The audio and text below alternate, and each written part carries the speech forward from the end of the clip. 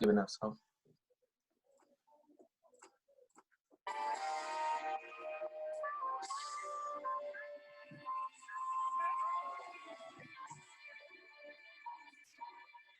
Live from Ramsey Solutions, it's the Dave Ramsey Show, where debt is dumb, cash is king, and the paid-off mortgage has taken the place of the BMW as the status symbol of choice.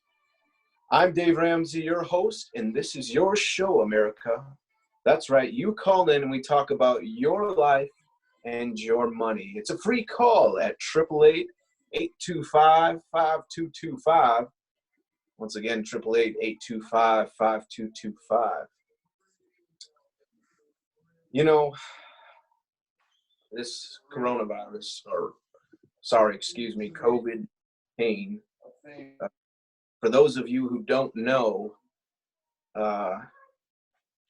it's hit the economy pretty bad, and a lot of you are scared and start dipping into your 401k and your retirement, and that's just stupid and won't do. What I say now is, I was reading something this morning, and it's crazy how social media has controlled our society and instilled fear into us. And I just recognize that fear is very infectious. If somebody is fearful and you hang around them for too long, you're going to become fearful. So what I say is, don't worry and hang around people who are hopeful, because hopefulness is just as contagious as fear. So hang out with people who are hopeful during this time, because then you'll start to feel hopeful as well. It's just as contagious. Not as contagious as COVID-19, but just almost there. Well, enough of me rambling now. I think we're getting a phone call from all the way from Minneapolis, Minnesota. I think I got that right, and I think Tim Brown, did I pronounce that right, Tim? Hello, welcome to the show. He's in the studio. Oh, hey. I thought you were Dave Ramsey! Dave Ramsey! Well, hello, Tim. How are you doing? I am so good, Dave. I'm so excited to be here. This is a very nice place. I love Martha's cookies. Well, that's very good, Tim. It's good to have you here. We're so happy to have you in Nashville. That's quite a bit of drive for you all the way down to here in Nashville to do a debt-free scream. Dave, do you know how many state orders I broke to get over here? I can imagine. 4. I broke 4, Dave. 4? Wow. Do you got a wife and kids? No, Dave. It's all me. It's all you. I love it. All right. Well, you're here to do a debt-free scream. Is that right? That's right, Dave. I do like to scream. I love it. Well, let's just say that I'm a little perplexed at the situation at hand, because we're supposed to be practicing social distancing, but it looks like there's a ton of people in my studio. I don't know how they got there, but we'll get line to clear that up. But the first question I guess I have for you is, Tim, so you paid off how much money and how much time? Dave, I started about 23 months ago, and actually it was May 8th was when I started in 2018, and I paid off $16,000, Dave. So you paid off $16,000 in, sorry, what was that? How many months? That was in 23 months. 23 months, so $16,000 in 23 months, making what kind of money, Tim? Well, Dave, I started off unemployed, but then I got hired by the mayor of Minot. It was amazing. The mom? Yeah. Did you know Minot has 4 Dairy Queens? It's amazing. Well, thank you for that. But I worked in Minot. I broke a few of their lawnmowers. They kicked me out, and then I became a teacher, and I've been making around $40K since then. So, okay. So you started off unemployed. Wow. With $16,000 in debt, and you went all the way up to $40,000. Wow, that's quite the increase. Who's the doctor or a lawyer? Am I right? I am not a doctor, Dave.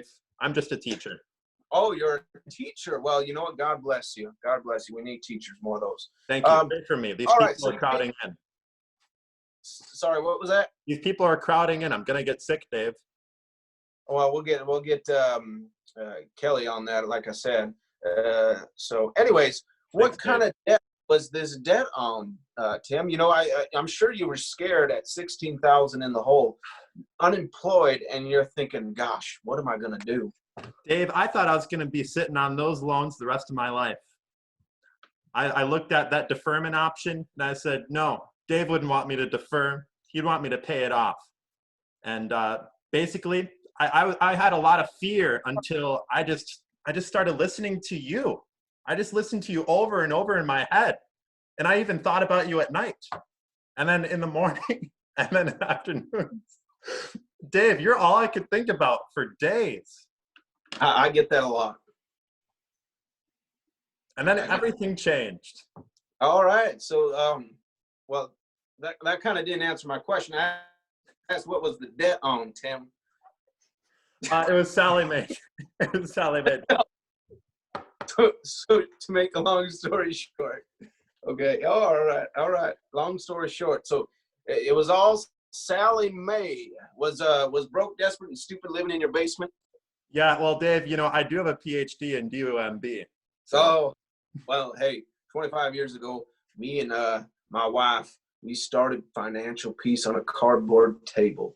I was broke and I was desperate and I was lonely and I didn't know where to turn. And 25 years ago, I got my life turned around. I was a millionaire twice by the time I was 28 years old. I had a new baby on the way and my wife was just scared. And, so I've been there and I was dumb. I was dumb with money. And broke, desperate, and stupid were living in my basement too. So I understand that. So I guess what happened 23 months ago that got you on this journey there, Tim? Well, after I ran out of my rice and beans and rice, then I decided, you know what? I can't live this way anymore. I cannot. And so I called up the mayor of Minot. He got me a job. And then I just started throwing everything I could at Sally Mae. And I just kept telling her, get out, you lady. And then she didn't get out, but then I just kept throwing stuff at her. And then eventually she just got out. Well, that's quite the story. Sometimes you got to show Sally Mae the door, That's right. Over and over and over and over and over and over and over. Well, hopefully, we don't get to this cycle where it's just over and over again, Tim. We want to be a gazelle intense. And I understand you were, but just keep that in mind there, Tim. Well, we've got your stepdad here on the line with us. Down below, it looks like we got Jake Smith from Chicago, Illinois, calling in and talking about his stepson Tim living in his basement. Uncle.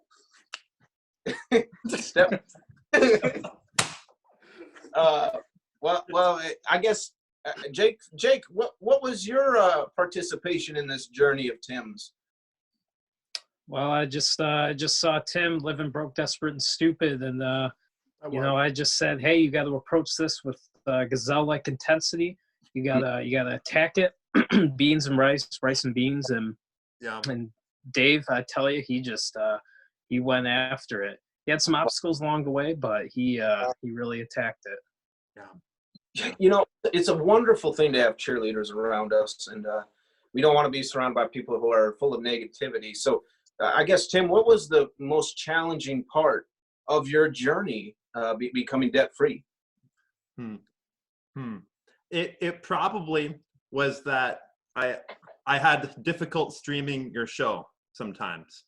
I had a lot of difficulty streaming the show because the Minot does not have the best network for me sometimes. And while I was mowing lawns and trying to listen to your show, it was kind of difficult.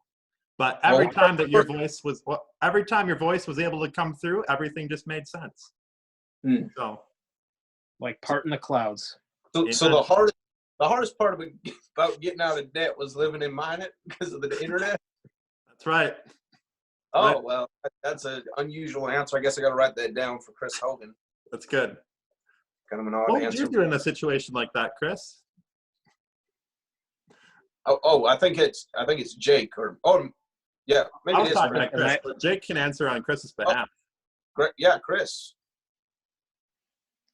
I'm sorry, what was the question? Chris. Well, Tim, you asked. I'm so focused on how bad the internet is in Minot, North Dakota. That's that I exactly just could not get the answer. Yeah, question. What would Chris Hogan do in a situation like that? Well, let me tell you, if I could not get the internet to work in Minot, North Dakota, I would go out there and I would get better internet. I would write the book on how to get debt-free instead of needing to listen to it, because Minot, North Dakota needs better internet. That's so good. Thank you, Chris. I just, this is so encouraging, guys. Thank you. So, and that's what this show is for. That's why I created this show and this financial class in university. So Tim, we've talked about what got you on this journey. What was the hardest part for you? I guess, what kind of advice would you give the next 23-year-old Tim out there, and he's scared and he's unemployed and feeling hopeless? What would you give him as the biggest advice to a Tim out there that's just like you? Yeah, you know what? This is something I needed to hear every single day from you, Dave. But when you got 4 Dairy Queens around, you got to just keep saying, hey, I don't want to see you inside a restaurant unless you're working in one. Man, yeah. You just got to give it to them, you know? That's what you said, Dave. You said that to me. You said that to me every day when I wanted Dairy Queen so bad. But I decided, sometimes most of the time I did go in Dairy Queen. But I felt convicted when I went in Dairy Queen. Hey, that's the most important thing right there. Thank you. Thank you. That's the Lord's house there. Amen. Amen. Well, so you're saying the biggest advice is to not go into Dairy Queen. Well, don't go in a restaurant unless you're working. A restaurant unless you're working there. Right. Oh, yeah. And also, don't buy a dilly bar you can't afford to impress people you don't like. Ooh, it sounds like you've been listening to the show for a while there, Tim. Somewhat. Yeah. Actually, since I was in 5th grade, Dave. Oh, wow. Well, we appreciate you joining in. You parented me. Well, that's weird. So Tim, how was the budget for you? What kind of, was there any arguments over that with yourself about budgets and bar single? Who's the free spirited and who's the math nerd? Just give us some insight on that. Well, when Dilly Bar Tim comes out, you don't want to mess with him. So you just kind of give him what he wants. Then he backs into his corner with his Dilly Bar stick, and then you pay the bills. So fortunately, it was pretty cheap to buy off Dilly Bar Tim. So I would say that, I was probably the nerd and the Dilly Bar guy. Wow. Okay. We haven't had like that before. So Tim, just kind of like a final question here is, who were your biggest cheerleaders during this time? Who spurred you on? And I guess to follow that, did you have any naysayers around you as well? Well, Rachel Cruze was not a big help, but I don't know if I'm supposed to tell you that or not. Well, but I tell you what, Dave, you were one of my biggest cheerleaders. And I mean, it was just so inspirational to know that you really went through this, Dave. You went through bankruptcy and you had your card table and you made it big, Dave. You made it real, real big. Everyone can be a millionaire, right, Dave? Well, absolutely. And you're well on your way there, Tim. I guess I don't want to be the answer to every question. Do you have anybody else who was a cheerleader? Who else do I need, Dave? All right. Well, we're having some troubles getting through to Tim here, but it seems like he's very fond of me, which that's why I do this. I don't get tired of waking up in the morning and talking to you people, because you guys keep me going, and it's people like that really inspire me to keep this show on the road. So Tim, I actually wrote a song for you. Dad? I wrote. Well, there's my daughter Rachel Cruze. In case you haven't noticed her. Hey, naysayer. She She has The exact smile as me right there in the eyes. And well, we're gonna have a talk later about her naysaying Timothy Brown in Minneapolis, Minnesota. But Uncle's yeah, back. Hogan a little better than my own daughter. So, anyways, Tim, I wrote this song back in September of 2018 for a man named Alec Rice. I believe Ooh. you were with him. I streamed that show, Dave. I streamed every show. Well, that's wonderful to hear. So I'm going to sing this song for you, and you'll notice as I'm singing, my accent's going to drop. I will no longer have that Southern drawl. It's going to be a normal speaking voice. You're amazing, Dave. Well, no, Every, people that are amazing. Well, so this song is called "I'm Debt Free." If you don't guess by the end of it, here we go. Are you on Spotify? No, this is for you. Well, technically, yes. All right. Yes, I am. Okay, here we go. I'm debt free.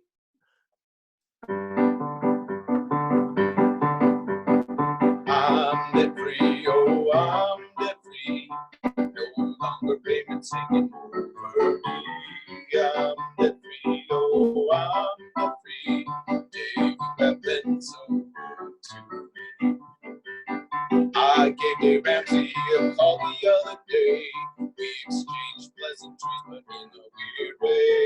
I told him, he said I'm good. No, I said I'm good, but he said words absurd. He said I'm better than I deserve. Dave says I'm stupid, I'm really not quite right. He gathered that from the footage in my life. Dave teaches me to walk the baby steps. I got $1,000 and I paid off the debt. Oh, I'm debt free, oh, I'm debt free. No longer payment singing over me. I'm debt free, oh, I'm debt free. Baby, you've been so good. I gave Sally Mae her eviction notice. Wrote this to member living in the basement. They gave her that car for the same mortgage due. Got me selling tits and change that family tree. Yahoo! Dave says it's 80%, 20% too. Behavior and head knowledge and research the Taylor life insurance is the only way to go. And borrower is slave to the lender, just to let you know. Adults devise a plan and children do what feels good. I guess I chose the latter and spent more than I should. Dave says good Lord, is the doctor or lawyer? I smiled and said I'm neither, I'm a chicken. You sing it, I'm debt free, oh, I'm debt free. I'm debt free, oh, I'm debt free. Dave, you have been so good. All right, this is for you. Then break it down. I got a PhD in DUMB, 'cause Dave told me so on the phone. But I live like no one else, so now I can live like no one else and give like no one else could ever give. And now I'm walking with the Prince of Peace. Credit score is an I love debt score. I'll never be unemployed, 'cause I got people like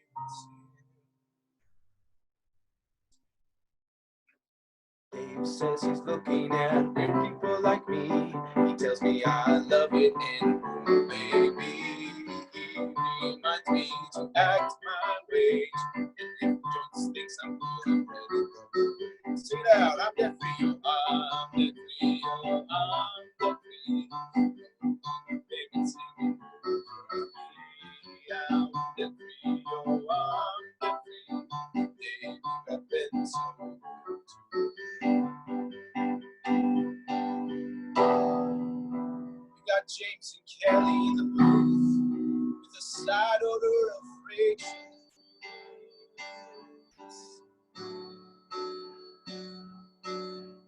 Chris and Anthony are inspired teach us to be debt-free so we can retire.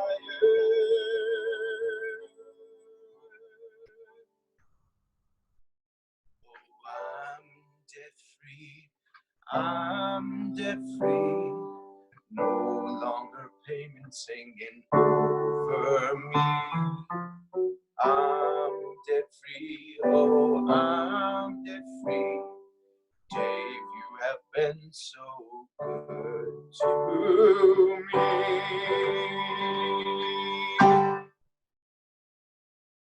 All right, wow, I forgot how long that song was. I apologize for our listeners out there. That kind of dragged on, didn't it? But It was so beautiful. That was my song for you.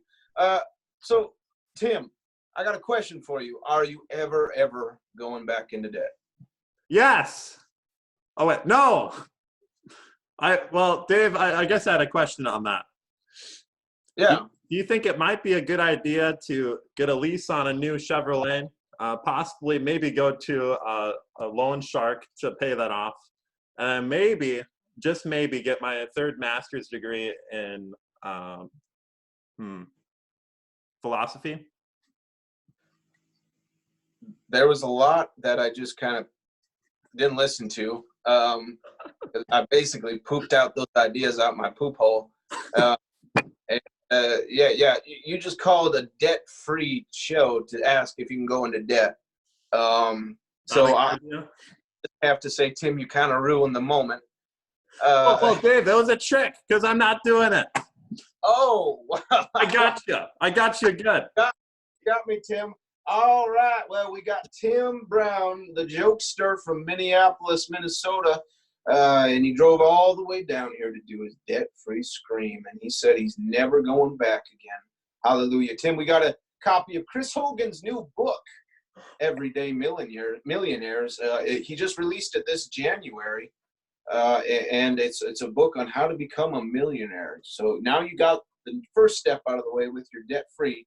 And so now you're going to start your journey becoming a millionaire. So, Tim, paid off I got that number wrong. We paid off $16,000 in 23 months, going from unemployed to making $40,000 a year. Let's hear it, your debt-free scream. I'm debt-free!